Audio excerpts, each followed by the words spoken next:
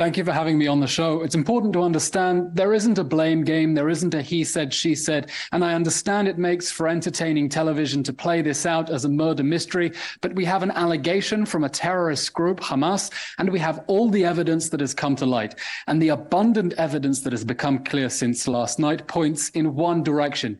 What happened last night was a Palestinian Islamic Jihad rocket. It was fired from inside the Gaza Strip, from inside a civilian area. It fell short, and the shrapnel hit that hospital. There was no Israeli airstrike. No such thing happened. Complete fake news. And it's important that the media set the record straight and move on. Now, look, this isn't something we're just claiming. All the evidence is there. In fact, Al Jazeera broadcast it live on television, accidentally at 6:59 last night. You can see the rocket taking off inside the Gaza Strip, and then you see an explosion, it falling down, and then you see the fireball that we saw from that hospital. The same has been corroborated from security camera footage, from other angles. We have, as you just broadcast, the intercepted phone call between Hamas terrorists saying it was Islamic Jihad, firing from inside a cemetery. So all the evidence points absolutely in the direction it was Islamic Jihad. There was no Israeli involvement. And now, as pictures are beginning to come to light as well from what happens,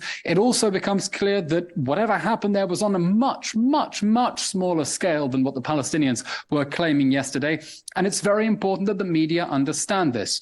Hamas, a terror group, the terror group that perpetrated the atrocities of the 7th of October, an ISIS-like terror group, is waging a war of misinformation against Israel. It made an allegation with zero evidence. Israel has now presented abundant evidence refuting it. It's time to put this issue to bed and move on.